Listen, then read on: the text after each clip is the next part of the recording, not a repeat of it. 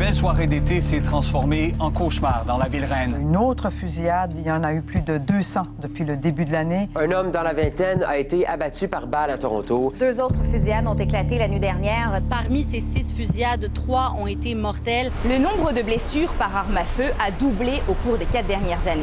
Et ici, au service de traumatologie de l'hôpital St-Michael's, les médecins ont appris des zones de guerre pour soigner ces patients. De cette guerre-là, on a eu des nouvelles technologies en termes de réanimation qu'on prend dans des centres urbains, des centres de traumatologie comme ici, entre autres au niveau de la transfusion.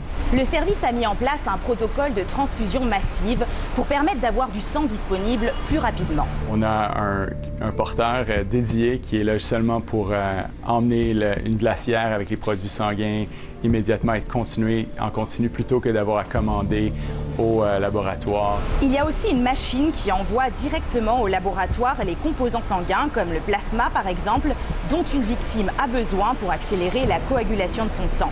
Parce que si les guerres ont appris quelque chose aux médecins, c'est que les patients qui ont perdu beaucoup de sang ont parfois du mal à coaguler. C'est des machines qui servent à infuser le sang de manière beaucoup plus rapide. Pour arrêter un saignement traumatique, l'équipe utilise aussi une autre technique mise au point sur le champ de bataille, le RIBOA. Ça nous permet d'insérer un cathéter dans l'artère fémorale pour bloquer momentanément, temporairement, l'aorte quand il y a un gros saignement qui est un saignement majeur. Des exercices de simulation permettent aussi d'améliorer l'efficacité de l'équipe.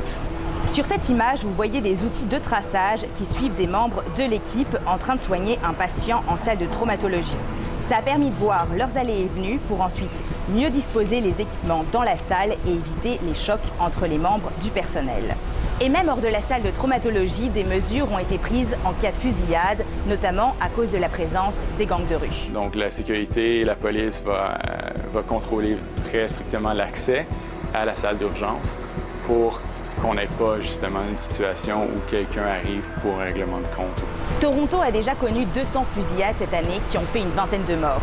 Et ici, le souvenir des blessés de la fusillade de Danforth reste encore vif, même si elle a eu lieu il y a un an. Alors les membres de l'équipe continuent d'améliorer leurs performances et de se tenir prêts en cas d'une autre tragédie. Ici Camille Fayreisen, Radio-Canada, Toronto.